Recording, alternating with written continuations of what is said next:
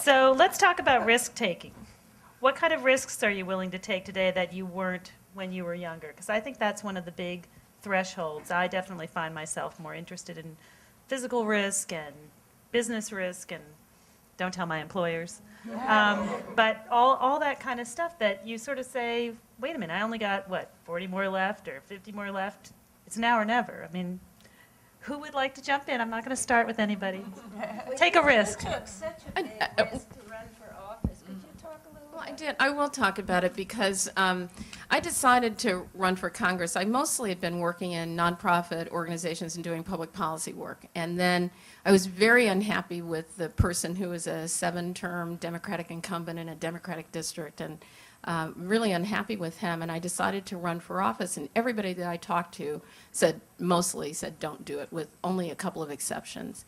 And so very quietly, one Friday before Easter for me, I drove to Annapolis and I filled out the form and I wrote my check for $100. And then I went home and I didn't tell anyone. But then the following week, I decided I should start sharing it if I was really serious about it. And so I did. And even in the face of I can't even tell, I mean, people wouldn't even come and work for me on my campaign because they said it was ridiculous and insane and nobody ever does that kind of thing. And then it panned out in the end. And I lost in the first election that I ran. I lost by a couple of hundred votes. I like to say, 2,731 votes. But who's counting, right? Who's counting? But I decided to run again. And it was just so much more freeing and liberating, and I just kind of, walked into it with a lot of support. And it was a huge risk because it was doing something that I'd never done before and hadn't much thought about. But it's the best job I've ever had, so it was okay. Anybody else want to talk about risk? Well, I think my risk is telling the truth because it's probably the inner bad girl thing, that we're all so. I think I had to prove that I was alive by being useful, for a very long time, and that had a lot to do with being approved of or just being helpful, or whatever. And so. Even though I'm still not so good at saying no, at least now I can much more likely say what I really think. Just take a risk and cut to the chase, cut to the last line, of the story, instead of apologizing along the way. This is not always helpful, as I'm telling my friends, who say, should I marry him? I say, no. And then they do anyway. But if you just take a flyer, it's like jumping off a bridge. If you just take a flyer and say what you really think, and they will accept it or not anyway. That's not your responsibility, but you will never know unless you try it.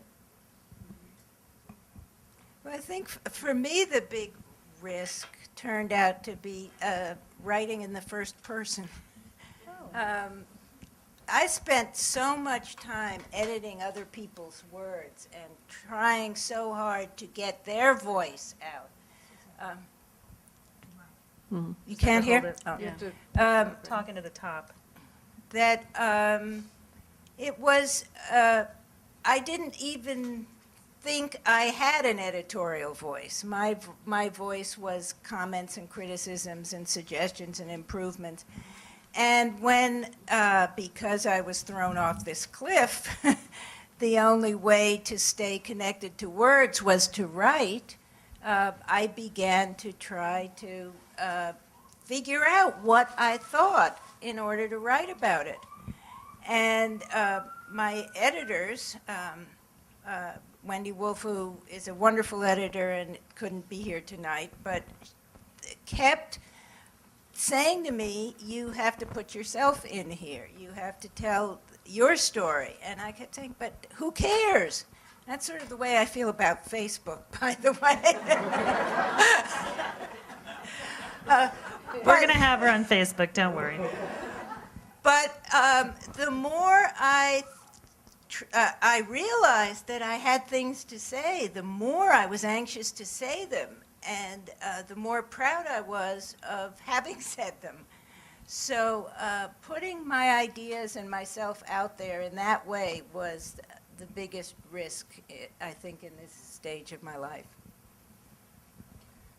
I had a similar experience. I said that all the other doors shut, so I had to start creating my own thing. And now I write and direct short films. I'm still acting some, but this has taken more and more of my time also because it takes a lot of research and, I play several roles. And it is something that I always wanted to do. And I didn't do it just because I devalued what I had to say.